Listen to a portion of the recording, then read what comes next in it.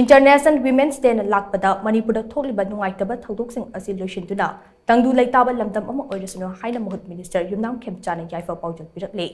Invest in women, accelerate progress. Haiba thimdangasi malim sinbatuna pangthoknakhre International Women's Day gi thauram gi saruk ama oina Manipur State Commission for Women na thungju apunba Women Multipurpose Cooperative Society Limited Tau MCSL ga punna sinjuranga se Imphal Hotel ke Sangai Conference Hall da pangthokliba thauram amada wafam ase Minister Khemchand phongdokhibani.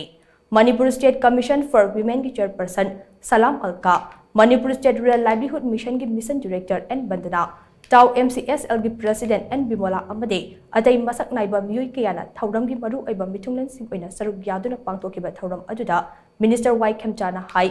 Malem da nupi oibi singna lawriba thaudang asi singthaduna amade Pongning thogatpa oina International Women's Day gi thauram ase malim sinba thungna pangthoknare. Manipur gi oina su lamdam ase gi nupi singna lawkhiba thaudang malem pumbana ngasi su singthanare.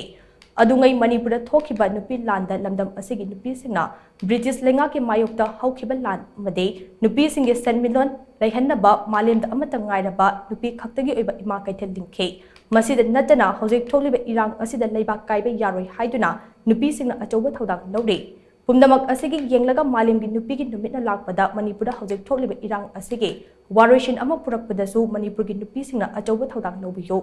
maikai ani gi miyoi sing wari sadopa amade asoiba aranba kaya ngakpiba amade kauthokna duna mahoksagi punsida hanjinbada achoba thaudang lobiyo haina mahakna makha take. Malemda nupi singna asobu thaudang lawdana lakpasigi madakta kuya ningsing maya basi kuya lega konda haraga adumagi nupi lang matamdo imay rin singna matamdo da ibang ipamayang busok tanang bayi na khalaga anda adumba mapanda sing putukpagi sing tagpatukpa du tingdana asoba lega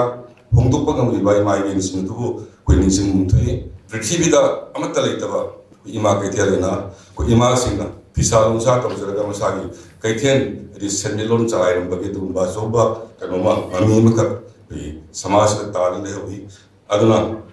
thoki irang kaya dasu Manipuri san se mai bin kaya na sama su kya sok tana bi tamta ahin garek tana bi irang sinam tana ba pole jari ai batai kandu pani gi marakta thoni da thok kaya thok legi basi